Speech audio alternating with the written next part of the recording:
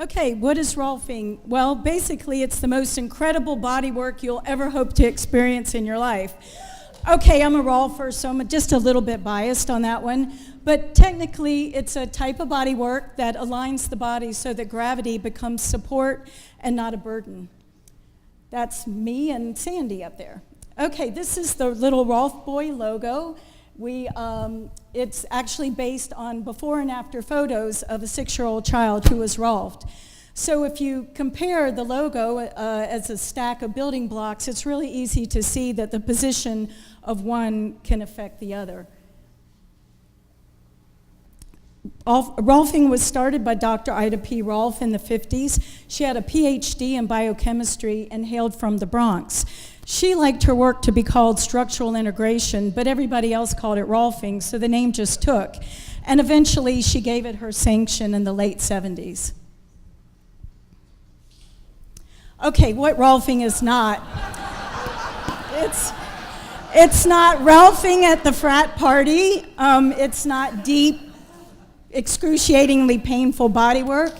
It's not rolling on the floor laughing, ROFL, and it's not that other kind of massage, wink, wink.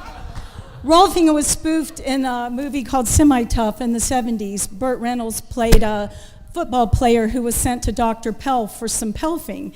She chases him around the floor and he's horrified. She's chasing him with her elbow in an obvious parody of Dr. Rolf. This is Esalen Institute in Big Sur, California. It's a holistic retreat. Some of the earliest rolfing classes were taught there. One of Ida Rolf's most famous clients was Dr. Fritz Perls, founder of Gestalt therapy. He had a serious heart condition and credited Dr. Rolf with saving his life. This is fascia. This is really what it's all about in rolfing. It's a very strong connective tissue. It's made of collagen, and it goes around every muscle fiber, every muscle, and every muscle group. Kind of like a big body stocking around the body. So we sort of worship fascia in Rolfland. Rolfers use their knuckles and their hands and their elbows to slowly and gradually work on areas of the body that have been constricted through injury, through stress, through repetitive motion. All those things tend to really shorten and tighten the fascia. You can't really work on fascia without working on the muscles because they're all there together. And if you look at this cute little sweater vest, you can see that where there's a pull in one part, the end of the pull is somewhere else. So your pain is not reliable. We like to say that also in rolfing, it's like the fascial net is like a spider web, and we rolf the spider web and not the spider. These are some before and after shots of people who've been rolfed. I think you can see the differences, and a big part of rolfing is getting a lift of the body up off of gravity. It's usually done in a series of 10 sessions. The first 3 sessions of rolfing we call the superficial sessions. They deal with the outer layers of the body. The emphasis is on creating more respiration. We work a lot around the rib cage, working on the feet and the legs to give the body support, and working the lateral line of the body, which gives it the beginning of length and lift. The middle 3 sessions are the deep sessions, or the core sessions. They get into the areas of the deep pelvis, the abdomen, the thorax, the neck, and the head, and even the face. This is probably a 7th session, which concentrates on the head and neck, and that's Robert Schleip, a wonderful rolfer from Munich. The last 3 sessions are called the integration sessions, and they connect the work that's come before.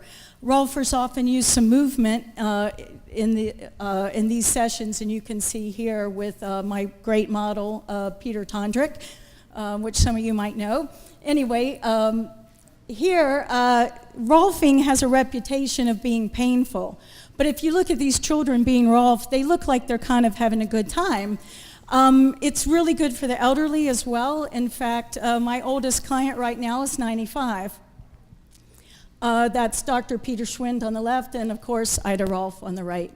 Rolfing attracts a vast array of people, a lot of them athletes, and you may recognize some of the Olympians up here.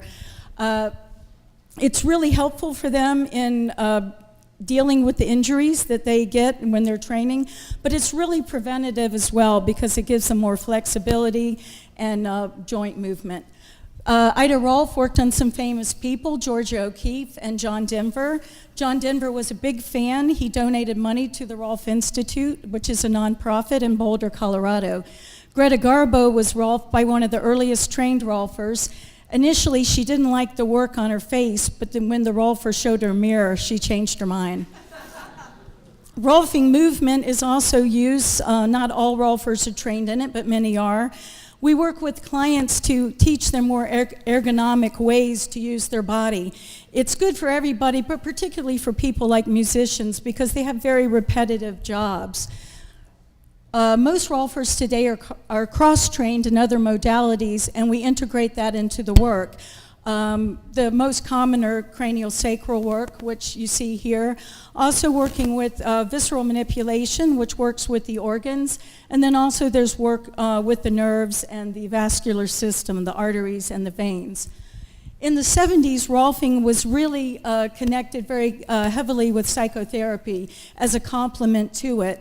And the idea is that as your body gets freed, your emotions get freed as well, because we tend to harbor past traumas in our muscular tissue, so when that gets released, it helps.